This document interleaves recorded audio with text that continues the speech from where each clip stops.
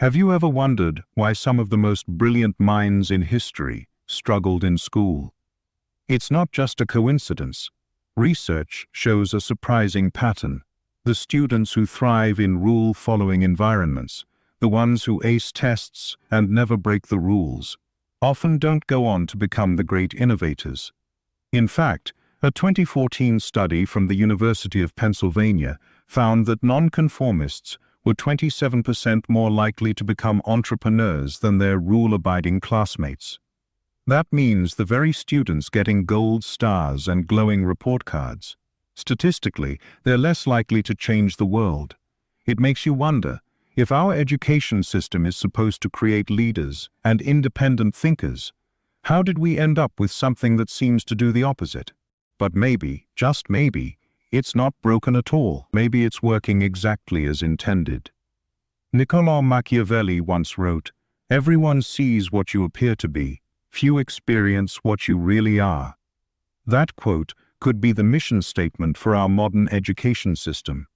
Because what we're taught looks like education, but it might actually be something else, a tool for social control. Machiavelli understood something powerful. True control never shows up looking like control. In The Prince, he explains how rulers maintain power not through brute force, but through clever illusions. He said, "The vulgar crowd is always taken by appearances."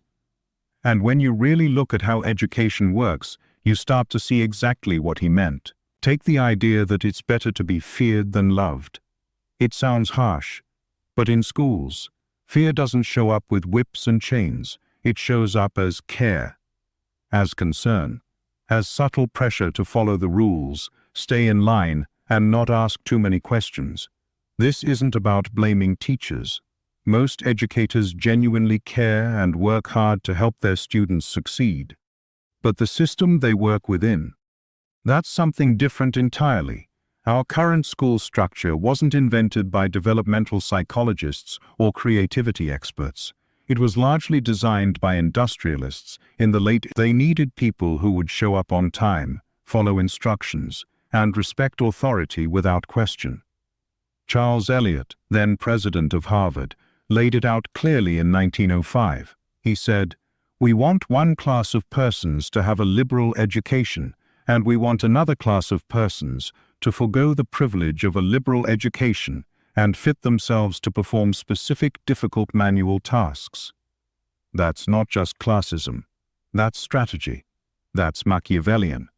Divide the population into rulers and rule followers. Give just enough opportunity to keep hope alive, but structure it in a way that maintains control. And it works, because the system doesn't teach you to think independently. It teaches you to obey. Want proof? Look at the rules you were taught as a kid. Don't chew gum, wear the right clothes, walk on a certain side of the hallway.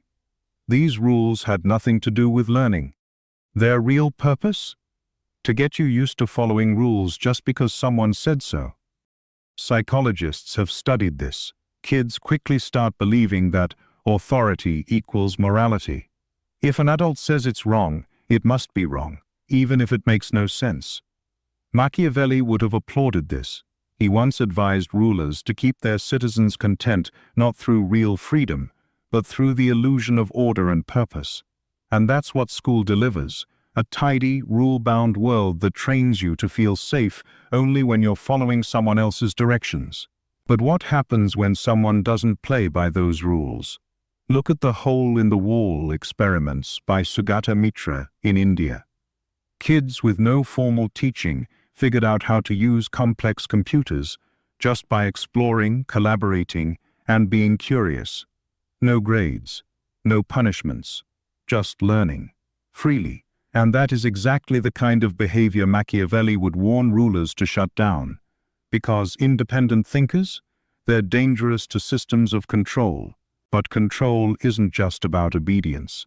It's also about how you see yourself. Let's talk about validation. Because school doesn't just teach you facts, it teaches you where your worth comes from. And in most classrooms, that worth comes from outside yourself. Gold stars, report cards, GPA rankings, teacher praise. test scores. From your earliest years, you're conditioned to believe that your value comes from how others evaluate you. Machiavelli understood the power of perception better than anyone. He wrote, "Men judge generally more by the eye than by the hand, because everyone can see you, but few can come in touch with you." Translation? Most people believe what looks good, not necessarily what is good, and that's exactly what school does. It makes you chase appearances, grades, awards, resume boosters, rather than substance. And once you're hooked on that approval, you become dependent on it. When your self-worth is tied to a grade or someone else's opinion, you lose the ability to trust your own judgment. You start doubting yourself. You wait for permission. You play it safe. And that makes you easy to control.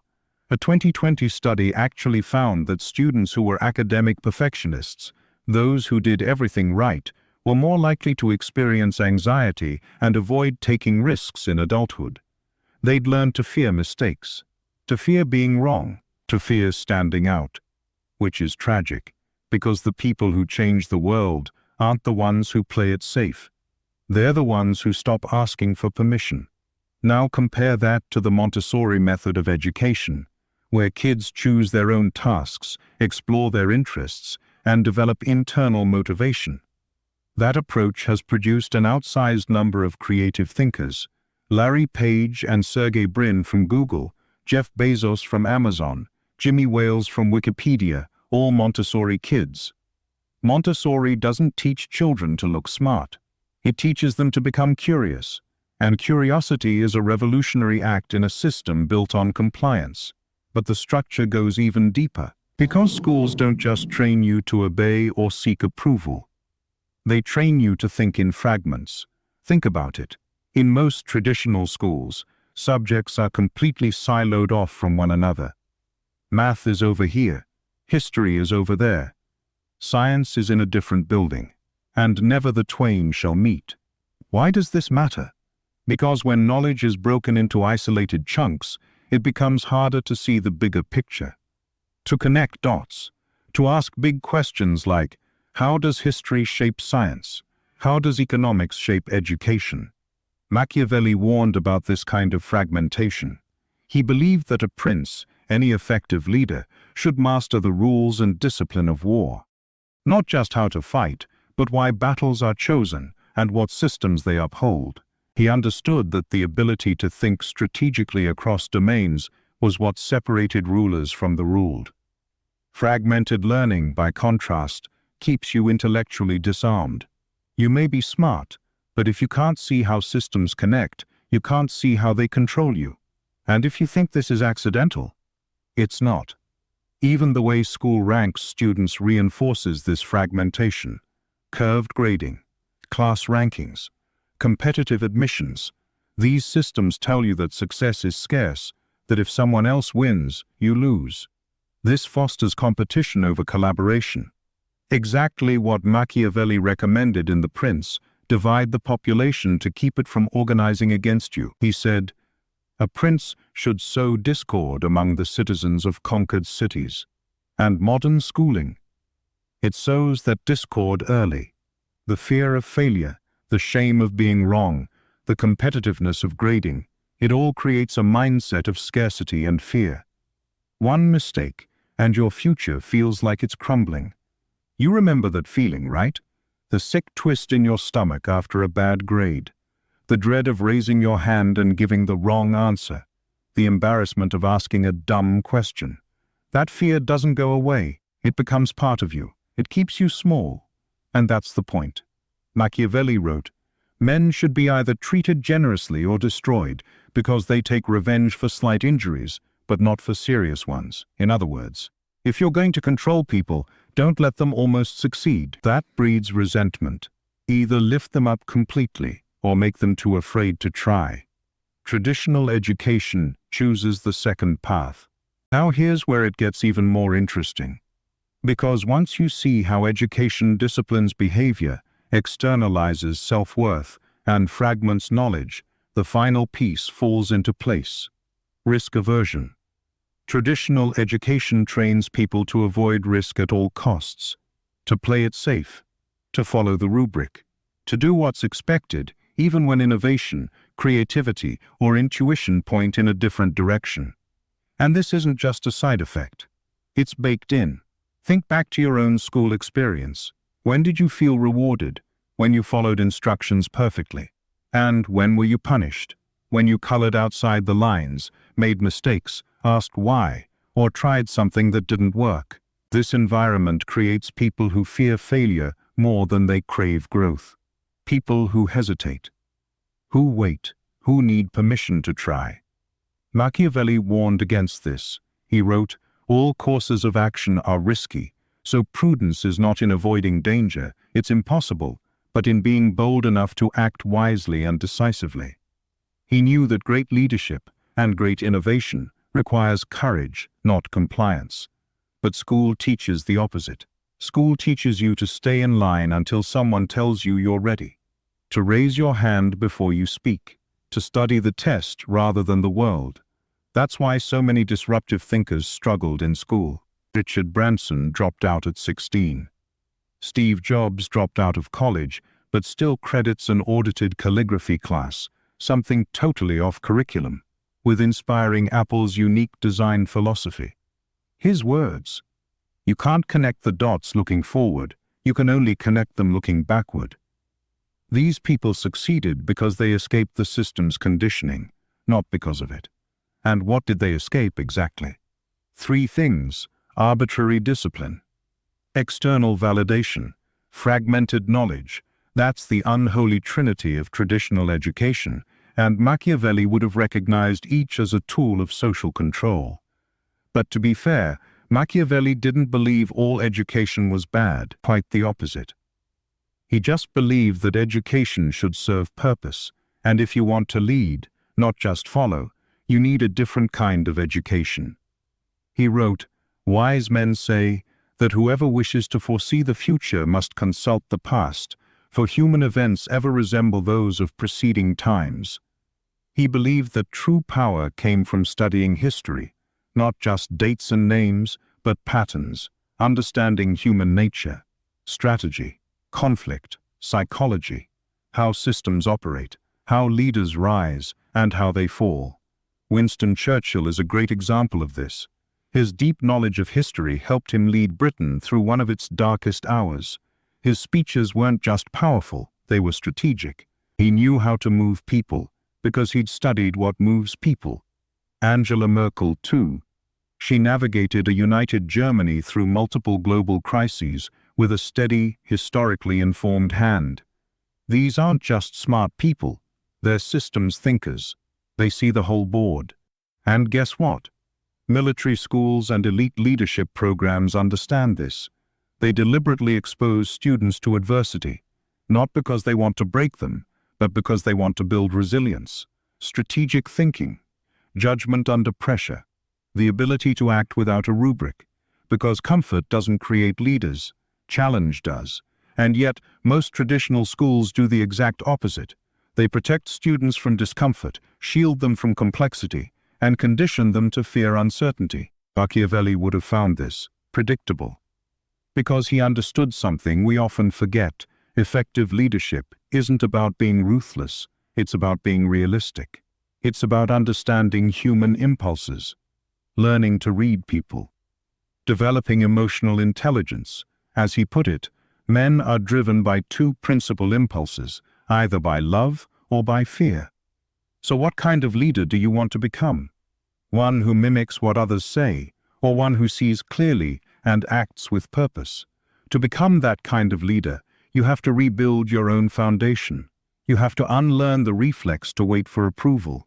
You have to break free from the fear of being wrong. And you have to start trusting your own internal compass. Machiavelli put it beautifully. The lion cannot protect himself from traps, and the fox cannot defend himself from wolves. One must therefore be a fox to recognize traps and a lion to frighten wolves. It's not about choosing one or the other. It's about being both. So let me ask you this. What part of your education has been hardest to shake off? Is it the need to be perfect? The fear of failing? The fear of failing? The habit of second-guessing yourself? Start there. Maria was a straight-A student, top of her class. Teachers loved her. Every assignment was neat, polished, perfectly on time. But when she entered the workforce, something strange happened. She froze. When there were no rubrics, no clear instructions, no one telling her what to do next, she didn't know how to move forward. She second-guessed every decision. She waited for feedback, and without it, she panicked. It wasn't until she launched a small side project, a creative experiment with zero rules, no grades, no approval, that something clicked. For the first time in her life, she wasn't performing for someone else. She was just creating. And that project, it became the foundation for her career. The shift didn't happen because she added new skills. It happened because she let go of the conditioning that told her, only move when someone says it's okay. Machiavelli would have applauded her, because what she discovered, internal validation, is what he believed every leader must develop. The ability to act from conviction, not approval, from clarity, not consensus. And once you start trusting your own judgment, another crucial skill becomes possible: interdisciplinary thinking. Machiavelli wasn't just a political theorist. He studied history, military strategy, economics, psychology, even religion. Not because it was trendy, but because real power comes from seeing how systems interact. You want to be truly educated? Don't just master a subject. Learn how everything connects. If you're reading history, ask, what were the economic incentives? If you're studying biology, think, what are the ethical implications? If you're exploring tech, ask, what kind of world does this invention create? The school system may break learning into isolated boxes, but you can build bridges between them. Some schools already do this. Big picture learning, for instance, doesn't lock students into rows of desks and timed tests.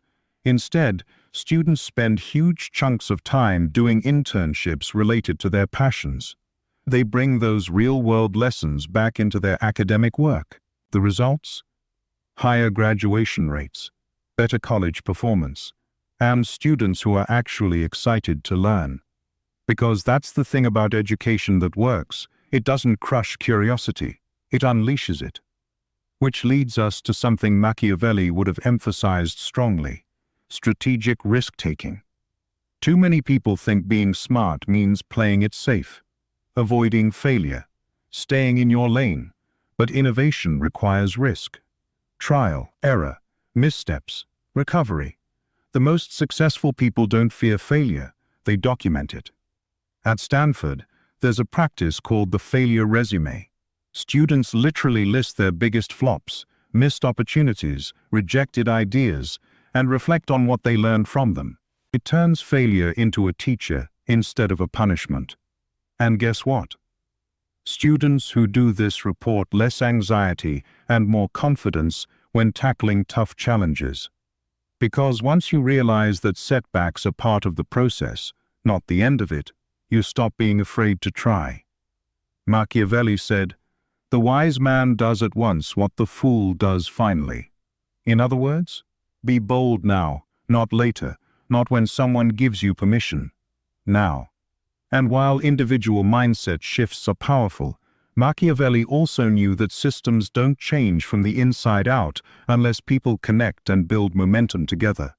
Developer Alex Chen put it well: what changed everything for me wasn't just recognizing how my education had limited my thinking, it was finding a community of others making the same discovery. Together, they created their own curriculum, their own rules, their own way of learning, outside the traditional system. And that collective shift, it amplified everyone's growth. This is the part most schools leave out, the power of community in questioning systems. Because the truth is, you're not alone. More and more people are realizing that the way we were taught may not be the best way to grow, and when that realization is shared, it becomes action. It becomes revolution. That's how change happens, not just with a single spark, but with many people deciding to light their own fires. Let's talk about what that redesign actually looks like. Because Machiavelli wouldn't just point out what's broken. He'd look for what works better, what puts real power into people's hands. Take project-based learning. Instead of memorizing disconnected facts, students work on real-world problems across multiple subjects. At High Tech, High in San Diego, this approach has transformed the entire school experience. Classes are structured around complex questions, not test prep. Students build things, solve things, present their work to real audiences. There's even a documentary about it, Most Likely to Succeed. It shows how this type of education doesn't just prepare students for tests, it prepares them for life. Sure, it takes more effort to design these experiences. Teachers need new training. Curriculums need to be rethought. But the payoff? Graduates who can think critically, work collaboratively, and adapt creatively. That's exactly what our world needs, and exactly what traditional education often fails to produce. Or look at Finland. They've built a national system that prioritizes well-being and deep learning over compliance and standardization. Finnish teachers are highly trained and deeply trusted. They have fewer instructional hours, more time for planning, and less pressure to teach to the test. And the results? Consistently among the best in the world, not just in test scores, but in happiness, motivation, and engagement. That's a Machiavellian insight, if there ever was one. Real power doesn't come from forcing people to work harder. It comes from designing environments that make people want to grow. Assessment, too, is evolving. In traditional systems, it's all about compliance, fill in the bubbles, regurgitate facts, get ranked. But some schools are flipping that script. Envision schools in California use graduation portfolios. Students defend their work to a panel. They show not just what they know, but how they apply it. This kind of assessment values creativity, collaboration, and real-world thinking. And here's the kicker. College persistence rates for graduates of this model, especially from underserved communities, are much higher. These kids don't just get in, they stay in, they thrive. Machiavelli would say this: never rely on borrowed arms, meaning, don't depend on systems built for someone else's goals. Build your own tools, your own metrics, your own learning pathways. So ask yourself, what would your life look like if you built your knowledge around curiosity instead of curriculum? What if your progress wasn't measured in grades, but in problems solved, skills mastered, ideas developed? What if you didn't need someone else's approval to know you were on the right track?